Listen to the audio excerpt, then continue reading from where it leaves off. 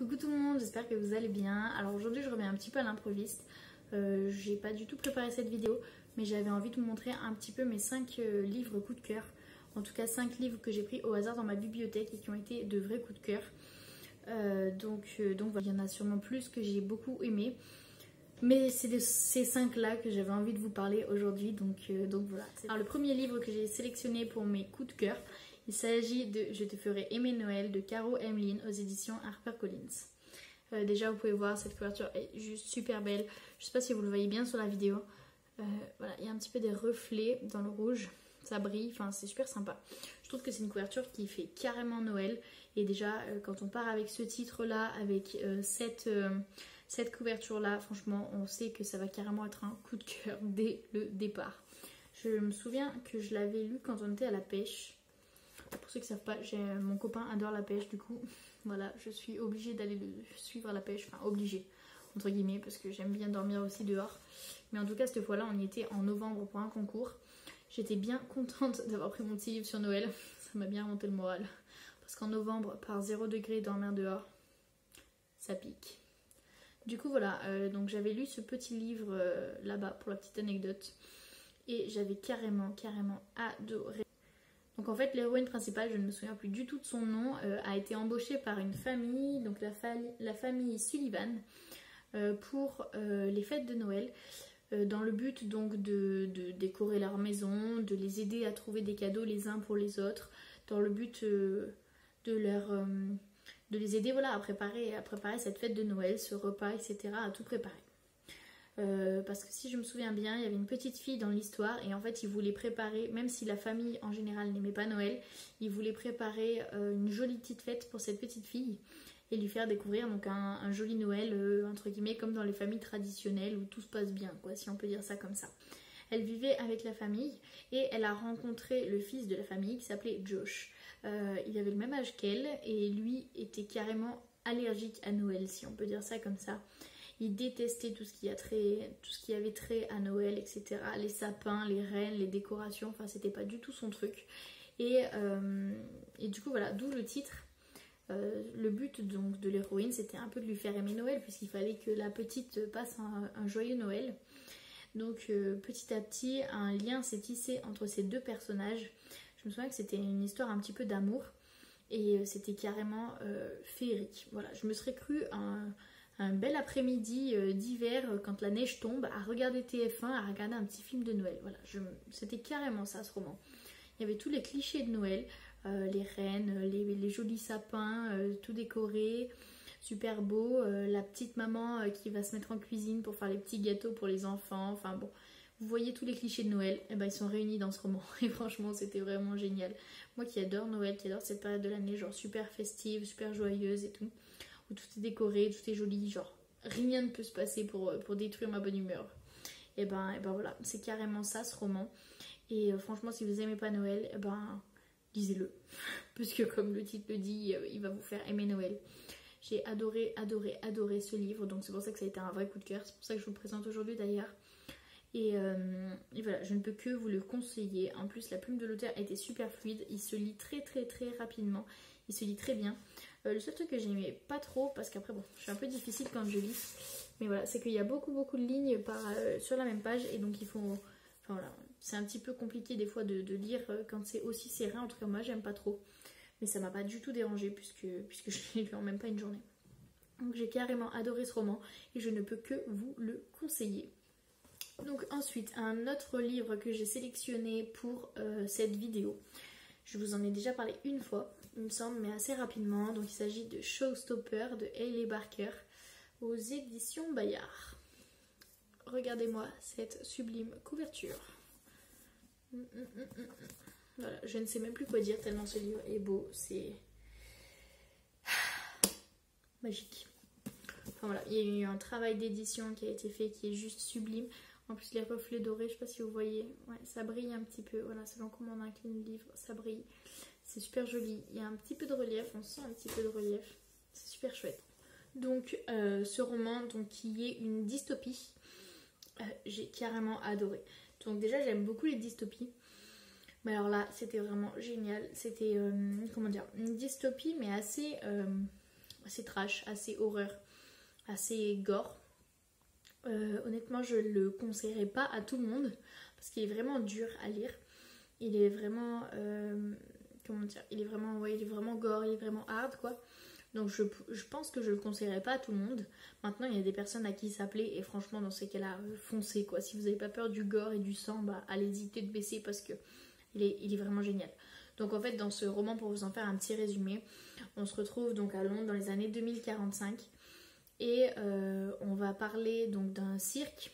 Donc en fait, si vous voulez, la population est divisée en deux catégories, si on peut dire. Donc d'un côté, il y a les bâtards et de l'autre, il y a les purs. Donc les bâtards, je pense que vous l'avez bien compris, c'est les gens qui sont pauvres, les gens qui sont démunis, si on peut dire. Et de l'autre côté, donc les purs, c'est entre guillemets les riches, voilà. Donc voilà pour le contexte. Et donc en fait, il y a un cirque qui a été mis en place, un cirque de l'horreur qui est là pour distraire, pour divertir les purs en fait. Et dans ce cirque, ne travaillent que des bâtards. Donc on enlève les bâtards à leur famille dès leur plus jeune âge, enfin dès qu'on le peut en fait.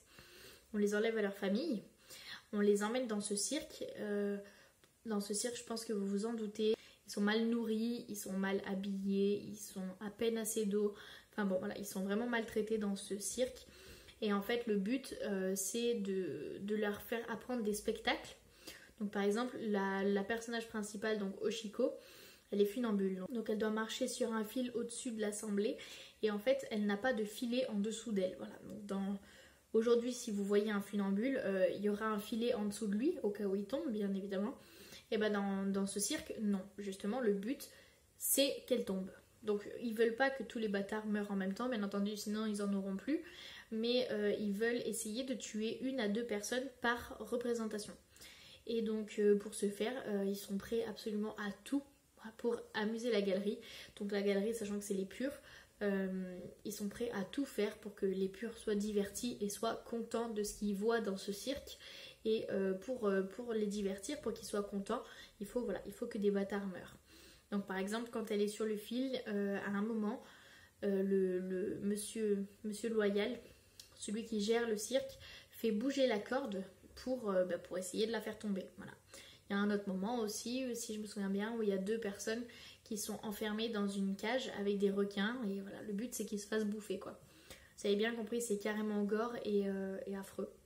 Mais j'ai carrément adoré cette dystopie. Je sais pas pourquoi, elle m'a trop plu. C'était super bien écrit, c'était très fluide encore une fois. J'ai adoré le style le style d'écriture de l'auteur. Et voilà, moi j'ai vraiment adoré ce roman. J'ai adoré que ce soit aussi noir, aussi profond.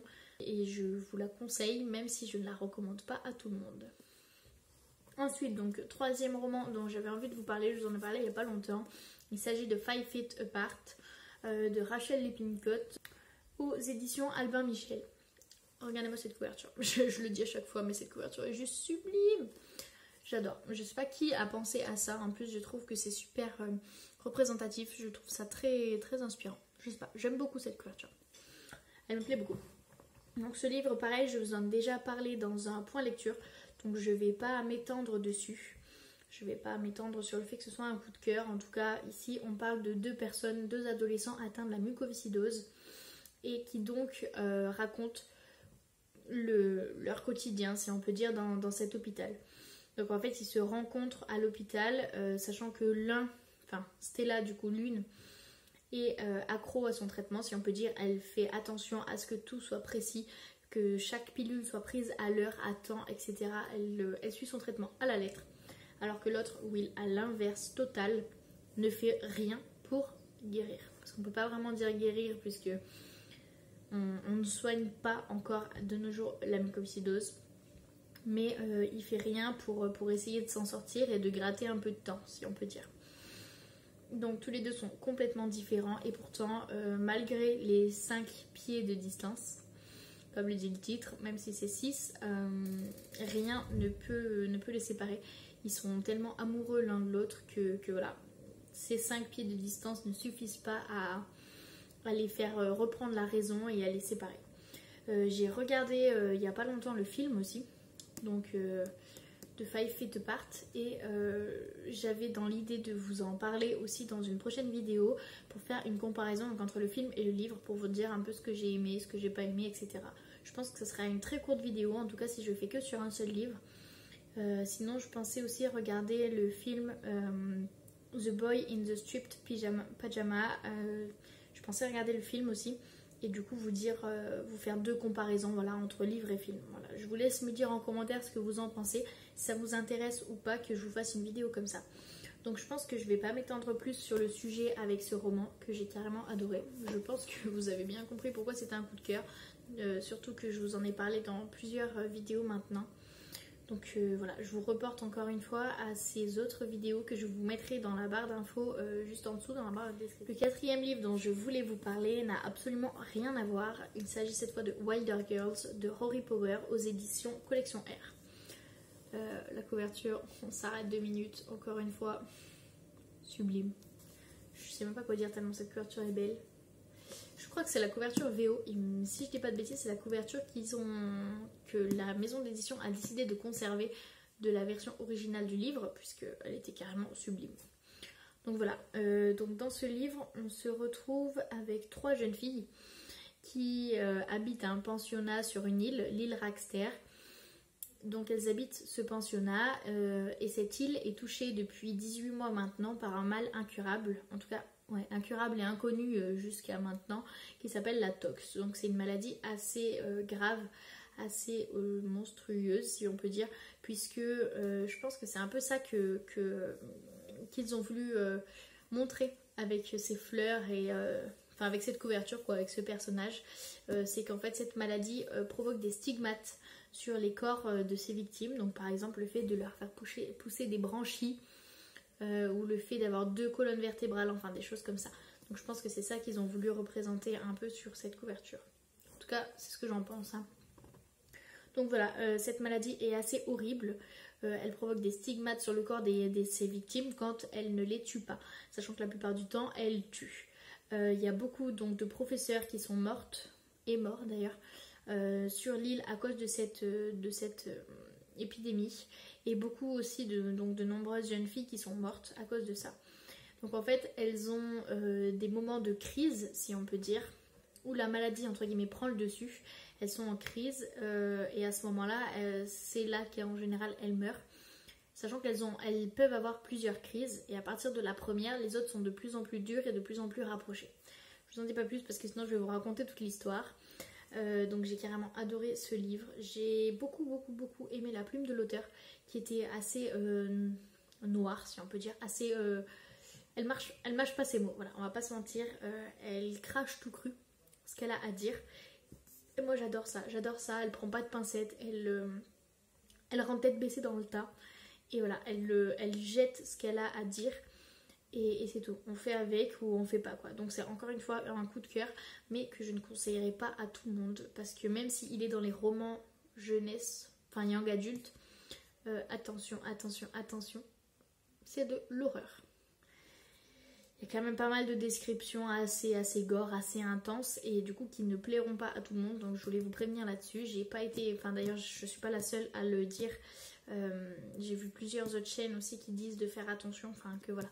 C'est assez gore et que ça ne plaît pas à tout le monde et ça n'est pas pour tous les publics. Voilà, donc faites attention si vous voulez lire ce livre. Néanmoins, c'est un livre que j'ai placé dans mes coups de cœur puisque je l'ai adoré. Je l'ai lu très rapidement aussi, je ne pourrais plus vous dire en combien de temps. Je l'ai lu il y a quelques temps maintenant, mais je l'ai aussi adoré. J'ai adoré voilà, cette histoire de tox, c'était super cohérent, l'histoire est très cohérente tout le long. Il y a une intrigue super bien ficelé. Franchement, je suis partie au début du livre, je me suis dit bon bah enfin ça va être une maladie et puis voilà, on va suivre l'histoire de la maladie avec ces jeunes filles quoi. En fait non, il y a carrément plus que ça et à la fin je suis restée sur les fesses. Je suis carrément restée sur les fesses à la fin parce que je ne pensais pas avoir une fin comme ça. J'ai détesté la fin parce qu'elle était carrément trop ouverte. Je n'ai pas du tout aimé ça.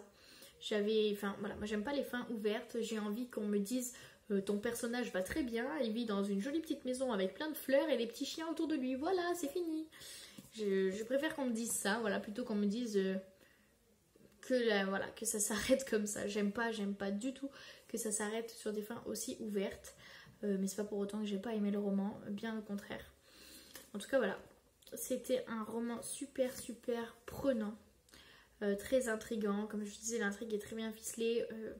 On la suit petit à petit, bout à bout, les choses deviennent de plus en plus cohérentes. Et voilà, j'ai carrément adoré. Honnêtement, si un jour ils en faisaient un film, chose que j'espère, je foncerai le regarder. Je vous le conseille, mais en tout cas voilà, à prendre avec des pincettes, puisqu'effectivement ce n'est pas pour tout le monde.